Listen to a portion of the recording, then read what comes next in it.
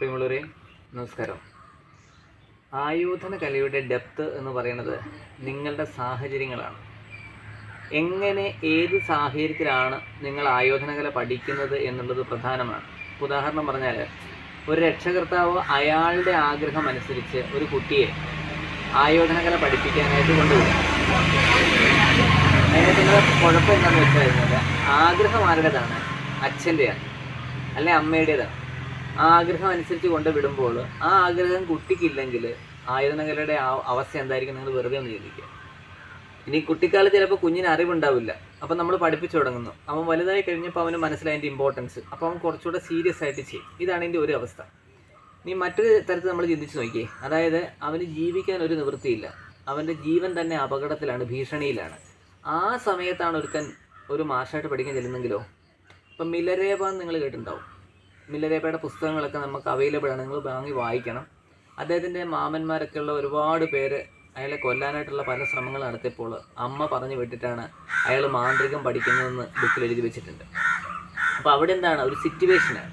ഈ സിറ്റുവേഷൻ ബേസിൽ നമ്മൾ പഠിച്ചാലുള്ള ഗുണം എന്താണെന്ന് വെച്ച് കഴിഞ്ഞാൽ, നിങ്ങൾ ഒരു ഗുരു പറയുന്ന ഒരു സമയത്ത് പോലും കണ്ണുകൾ അടക്കില്ല, ചെവികൾ വേറെ എങ്ങും പോവില്ല, ശ്രദ്ധ എങ്ങും പോവില്ല.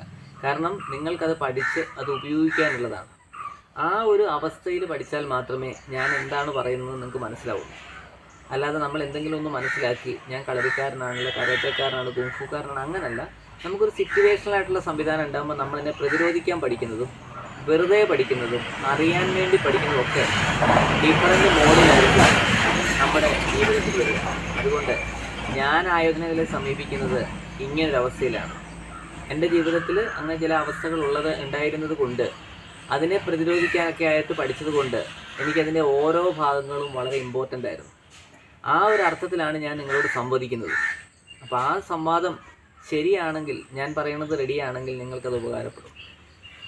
ഇന്ന് നമ്മൾ ചർച്ച ചെയ്യണത്, ഒരടി ഉണ്ടാകുന്ന സമയത്ത് ഒരു വടി കൊണ്ടൊക്കെ അടിക്കുമ്പോൾ അതിൻ്റെ റൂട്ടുകൾ തടയുമ്പോൾ ആ റൂട്ടുകളെ മാറ്റി എങ്ങനെ ഒരു വെള്ളം ഒഴുകുന്നത് പോലെ, അതെല്ലാം വളരെ വ്യക്തമായി നമ്മുടെ ഗുരുക്കന്മാർ പറഞ്ഞിട്ടുണ്ട്. നിങ്ങളൊരു അരുവിയിലേക്ക് നോക്കുക, എത്ര വലിയ പാറയുണ്ടെങ്കിലും ഒന്നെങ്കിൽ ആ പാറയെ തച്ച് തകർത്തുകൊണ്ട് എൻ്റെ മുകളിലൂടെ ഒഴുകും, ഇല്ലെങ്കിൽ വഴിമാറി ഒഴുകും. അങ്ങനെ വഴിമാറി ഒഴുകുക എന്ന് പറയുന്ന കളരിയിലെ രഹസ്യങ്ങളാണ് ഇന്ന് നമ്മൾ വീഡിയോയിൽ ചർച്ച ചെയ്യുന്നത്. നേരെ വീഡിയോയിലേക്ക്.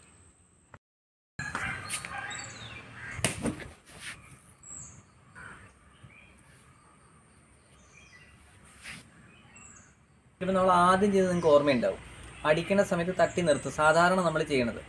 അപ്പോൾ തട്ടാൻ കൈ പൊക്കുന്നെന്ന് കണ്ടാൽ അടി വേസ്റ്റാണ്, ഒരിക്കലും ചെയ്യരുത്. കൈ പൊക്കിയെന്ന് കണ്ടു കഴിഞ്ഞാൽ വാരി കളയുക, വ്യക്തമായി പിടികിട്ടുക. ഇനി അഥവാ അവൻ വേഗതയുള്ള ആളാണെങ്കിൽ നമ്മുടെ കയ്യിൽ കയറി പിടിച്ചാൽ എന്ത് ചെയ്യുക?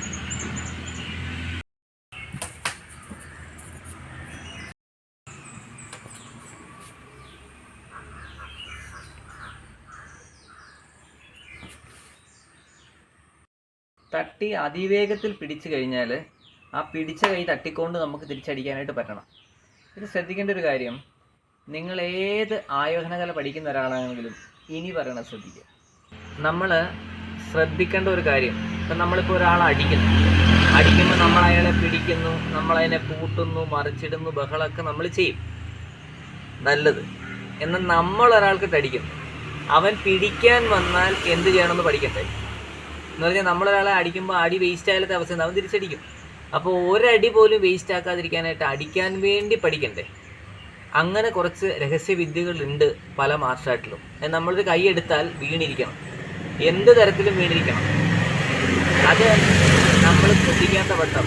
ഉദാഹരണം പറയട്ടെ, നമ്മൾ ശരിക്കും അടിക്കണം, ഇവൻ എല്ലാം തട്ടുവാണത്തെ അവസ്ഥ എന്തായിരിക്കും? പിടികിട്ടിയോ? പണ്ട് എനിക്കൊരു അനുഭവമുണ്ട് ജീവിതത്തിൽ. അതായത് ഒരാൾ വന്നപ്പോൾ എന്നോട് പറഞ്ഞു, അടിച്ച് നിന്നെ മറിച്ച് കളയെന്നൊക്കെ പറഞ്ഞു. ഞാൻ പറഞ്ഞു, 10 അടി അടിച്ചിട്ട് ഒറ്റയടി പോലും എനിക്കിട്ട് കൊണ്ടില്ല, നിൻ്റെ അവസ്ഥ എന്താണെന്ന് ചോദിച്ചു. അവസാനത്ത് എനിക്ക് അതൊരു വല്ലാത്ത അവസരമായിരുന്നു. അയാൾ ഇട്ടിട്ട് പൊക്കളഞ്ഞു, ഒക്കെ കാര്യം കത്തി. അപ്പോൾ അതുപോലുള്ള കാര്യങ്ങൾ നമ്മൾ അടിക്കാൻ ആയുധങ്ങൾ വ്യക്തമായി ഉപയോഗിക്കാനായിട്ട് പഠിച്ചില്ലെങ്കിൽ ഫെയിലായിരിക്കും. നിങ്ങളുടെ അഭിപ്രായങ്ങൾ അറിയിക്കാം.